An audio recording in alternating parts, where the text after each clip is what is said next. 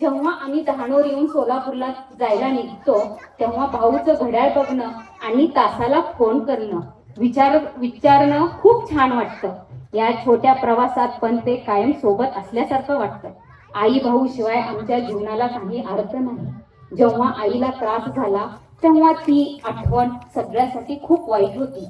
पण खरं तर ती तिच्या अस्तित्वाची जाणीव आहे की तिच्यामुळे आयुष्यात खूप उणीव आहे. आज इतके मोठे झालो पण तरी सुद्धा लहान मुलाप्रमाणे तुमची ओढ आम्हाला आहे. तुमची खूप गरज आहे. जगण्यासाठी आजही तुम्हीच हवे आहे आम्हाला. काय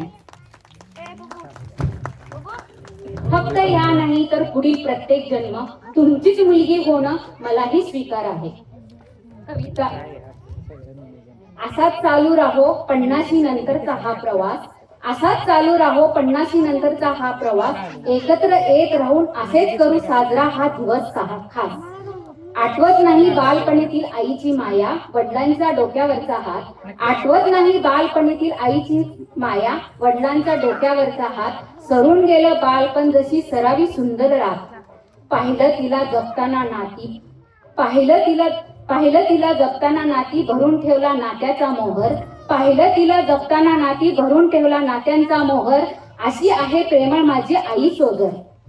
जिंकून दिलं सर्वांना त्यांच्या वाटी मात्र आला पराजय. जिंकून दिलं सर्वांना त्याच्या वाटी आला पराजय. पण तो कधीच हारला नाही कारण त्याच्या नावातच आहे विजय. आज आठवत नाही बालपण सारं जे क्षणात सरून गेलं. आज आठवत बालपण सारं जे क्षणात सरून गेलं. दुःख आयुष्यातलं तुम्हा दोघांमुळे विसरून गेलं. बालपणी अंगणात बागडणारं मन आता माहेरपणासाठी 2 क्षणही थांबत नाही. बालपणी अंगणात बागडणारं मन आता माहेरपणासाठी 2 क्षणही थांबत नाही. घरात पडता पाऊल पहिलं आई वडिलाशिवाय नको असतं काही. सुख दुःखांचा हा प्रवास चालू राहो असाच अनंत. सुख दुःखांचा हा प्रवास चालू राहो असाच अनंत. नसेल इथे कधीही प्रेमाचा आणि मायेचा अंत.